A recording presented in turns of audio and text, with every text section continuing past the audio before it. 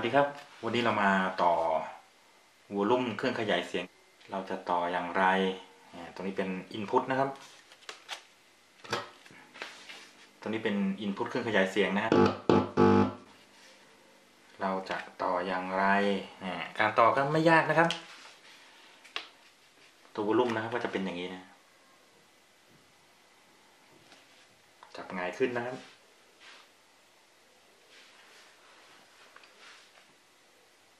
กราวนะครับ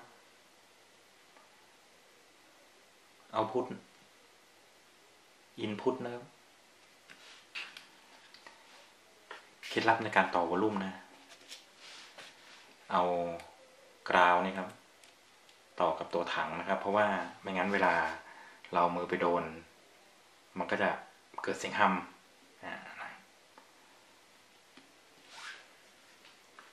แล้วก็ง่ายๆนะครับหาสายไฟนะ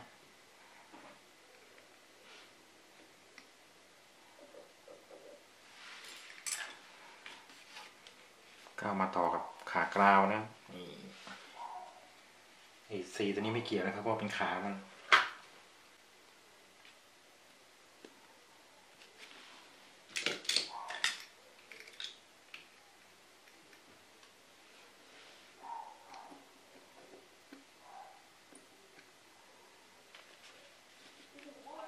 ตรงนี้เป็น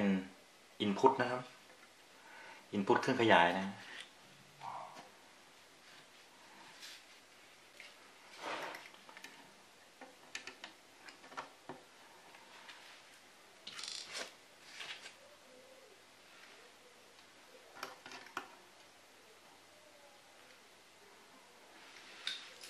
ตรงนี้เราก็ต่อขามาให้มันแบบง่ายๆหน่อยนะครับ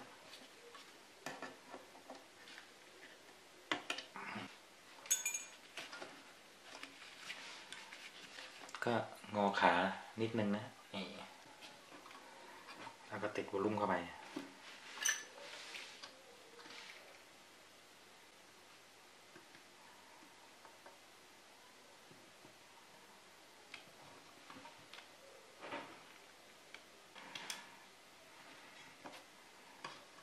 ขากราวนะ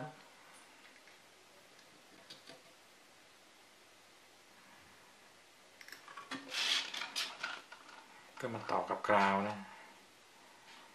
กราวเอาไหนดี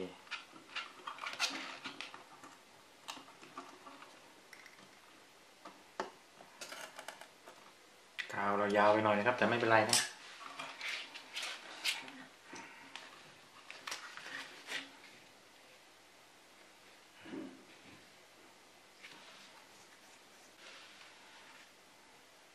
Input นะครับ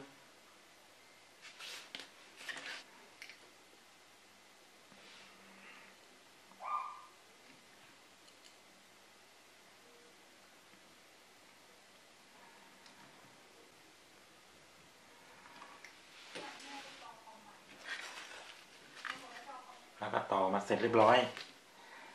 เราก็ลองจ่ายไฟเข้าดูนะ